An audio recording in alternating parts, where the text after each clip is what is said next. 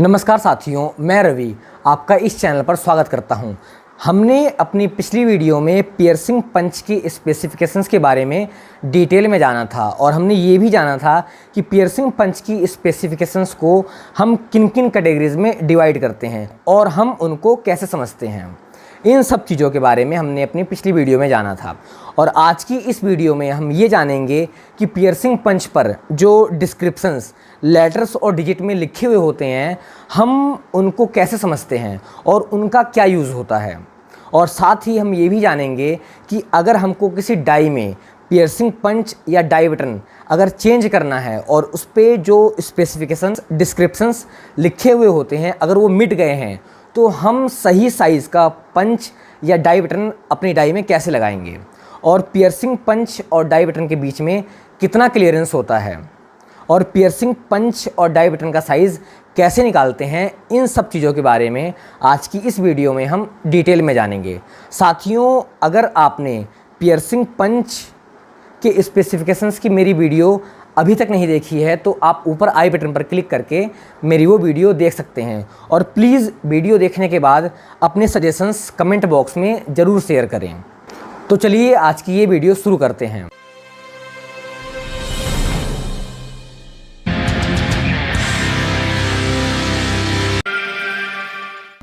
साथियों, वैसे तो पियर्सिंग पंच में जो 3 चीज़ें हम यूज़ करते हैं, एक तो बॉडी डाया, पियर्सिंग पंच की लेंथ और पियर्सिंग पंच का साइज़।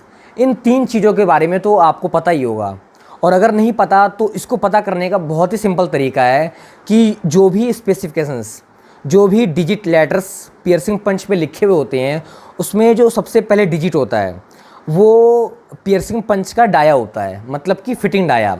वो ज़्यादातर 8, 10, 13, 16 या 20 इन साइज़ में अवेलेबल होते हैं और उसके बाद जो डिजिट आता है वो होता है पियर्सिंग पंच की लेंथ।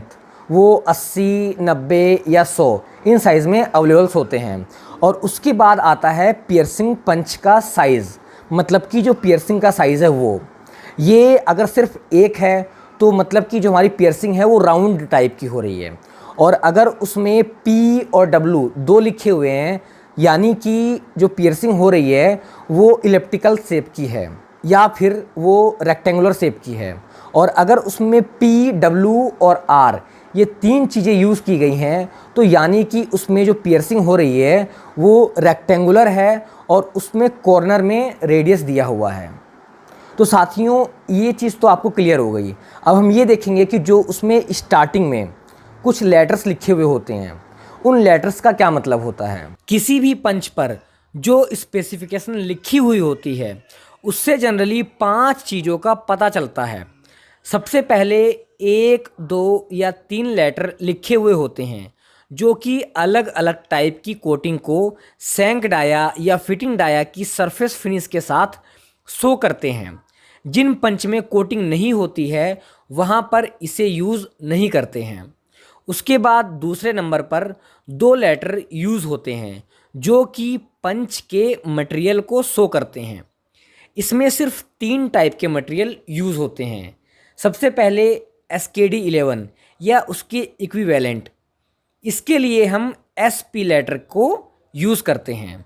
दूसरा है SKH 51 या उसके इक्विवेलेंट, इसके लिए हम SH लेटर का यूज़ करते हैं। और तीसरा HSS जिसको हम हाई स्पीड स्टील भी बोलते हैं और इसके लिए हम PH लेटर को यूज़ करते हैं। इसके बाद अगर हमारे पंच में प्लंजर पिन यूज़ हो रही है जो कि हम ज़्यादातर कैम पियर्सिंग के लिए यूज़ करते हैं तो हम J लेटर का यूज़ करते हैं और अगर सिंपल पियर्सिंग पंच है तो यहाँ पर कुछ मेंशन नहीं होता। इसके बाद सबसे इम्पोर्टेंट लेटर जो कि ये बताता है कि हमारे पंच में किस टाइप की पियर्सिंग हो रही है, यानी कि राउंड पियर्सिंग या इलिप्टिकल है या रेक्टेंगुलर है या rectangular with corner radius piercing है। इसके लिए हम A, E, D, R या G लेटर को यूज़ करते हैं। इसके बाद एक लेटर और यूज़ होता है जो कि पियर्सिंग पंच में पियर्सिंग साइज़ के लेंथ को डिसाइड करता है। इसमें 3 टाइप के लेटर यूज़ होते हैं।